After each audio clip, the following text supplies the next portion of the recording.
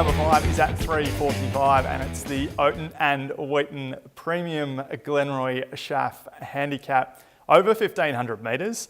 The Vision horse coming into this event is number 4, No Say In It, finishing third at Ascot on December 2. No Say It, and over on the inside behind those to Woodsville, and now Touch of Silver beginning to wind up. See Me Sizzle led them 200 from home. No Say In It, Touch of Silver keep coming. It's Touch of Silver nearing the 100, levelling up to See Me Sizzle. No Say In It can't do any better. Touch of Silver on the outside reaches the lead. The favourite does just a little too well. Touch of Silver beats See Me. A top effort there from this Lindsay Smith trained galloper. That was in 66 company. He's back down to 56 grade here.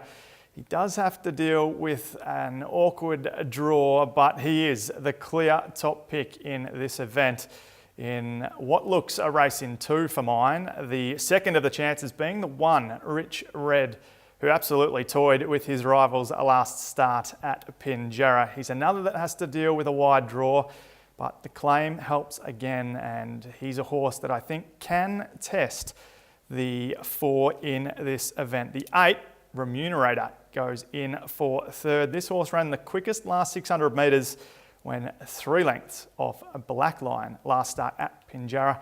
He hasn't won for a while, but he is in reasonable form. He's been running quite well. He's certainly building this preparation and can figure. And the 6, Elite Faden, rounds out the top 4 selections.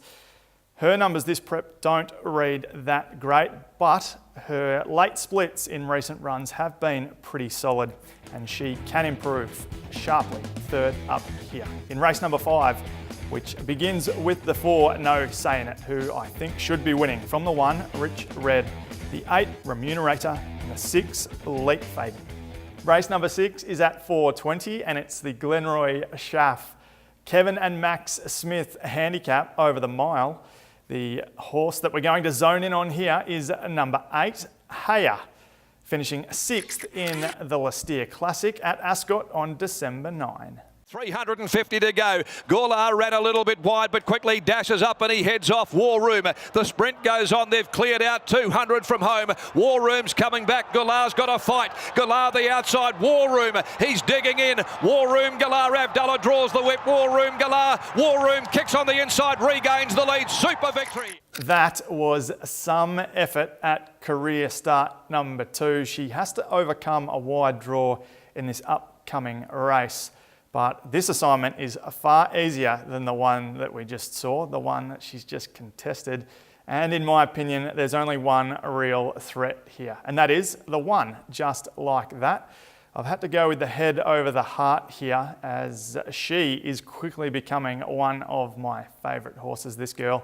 She's barely put a foot wrong all preparation, and I think she can be more than competitive in this race. The 2, full disclosure, is the 3rd pick. She broke her maiden pretty comfortably last start. This is a step up. It's a bit of a tougher challenge for her, but she draws barrier number 2, so she should get a few favours in the run. And the 3, Summit Trail, is the 4th selection in the 6th event.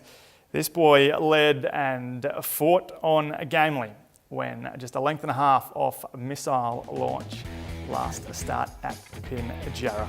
Race number 6, going with the 8, Haya, to score here from the 1, Just Like That, the 2, Full Disclosure, and the 3, Summit Trail. Race number 7 is at 5 o'clock and it's the highlight of the day. It's the ATA Stakes over 2,200 metres. The replay horse, of course, is the 2, Trap for Fools. We are watching the listed Towton Cup. Keep an eye out for Zerance and Dark Musket as well. Rail, then Dark Musket, Zerance last of all. White makes his move now. He presses down on the leader, Trap for Fools at the 200. He'd kick 2 in front of Angola. Then Falcon Crest, who can't go with them. Further back is Dark Musket, but it's another one for Trap for Fools. Sublime front-running ride by the Hong Kong star. Dougie White home on Trap for Fools.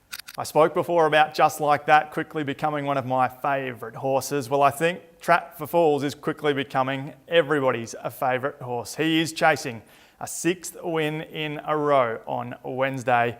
He is up in weight, but on form. I just can't jump off. He is the top selection. And of course, remembering that Alan Kennedy replaces Douglas White in the saddle. The 10, Royal Star, is the second pick in the ATA Stakes. This girl produced the quickest last 600 metres outside of Poonamoo in the Kingston Town Classic. She may need the run at the distance in this race, but she has bucket loads of class, as we have seen in the past, and can be thereabouts. The 1, Zorance, is the third pick. This boy, he produced the quickest last 600 metres in the replay that we just saw. He has improved in each of his 3 runs this campaign, and as we creep closer to the Perth Cup, he is the watch horse for me in this race. And the 6, Dark Musket, is the 4th selection. He chased hard in that replay that we just saw. Like many in this upcoming event, he gets a 3 kilo swing on a Trap for Fools, so he can close the gap, but it won't be enough. The 2, Trap for Fools, will be winning again from the 10, Royal Star, the 1, Zorance, and the 6, Dark Musket. Brace number 8 is at 5:40, and it's the Glenroy Shah Premium Hay Bales handicap over 1,200 metres. The horse in the circle of this replay is number 1, Paris, Texas, winning at Pinjarra on December 10. Lucky Legacy and the Gospel Sin are also in this replay. The outside, the Gospel Sin. Back there in the middle is Lucky Legacy in front of Daytot by the 250. The Diary headed now on the outside by Paris, Texas. Paris, Texas with the Gospel Sin starting to run on well. Lucky Legacy, Serious Prospect. Paris, Texas in front. The Gospel Sin, Lucky Legacy, Kimbo's Girl. It's clinging on late. Paris, Texas, Paris, Texas, Paris, Texas. This is a tricky way to finish the day, but I am sticking with that Pinjarra form. It certainly was a tough first up win for Paris, Texas, and I think she can certainly give this upcoming race a serious shake. The 10, Lucky Legacy, goes in for second. She draws the gate beside Paris, Texas in this upcoming event. There was a little between them in their last outing. Expect that there won't be much separating them here either. The 3, the Gospel Sin, he draws wide in gate number 11, but should be peaking fitness-wise, being 4th up. And the 11, Orange Strudel, she was held up pretty much the entire home straight last start, when 3.5 lengths off Santiago Agal.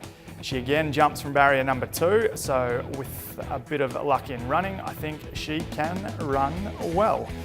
The last race at Ascot on Wednesday. The top selection is the 1, Paris, Texas, from the 10, Lucky Legacy, the 3, the Gospel Sin, and the 11, Orange Strudel.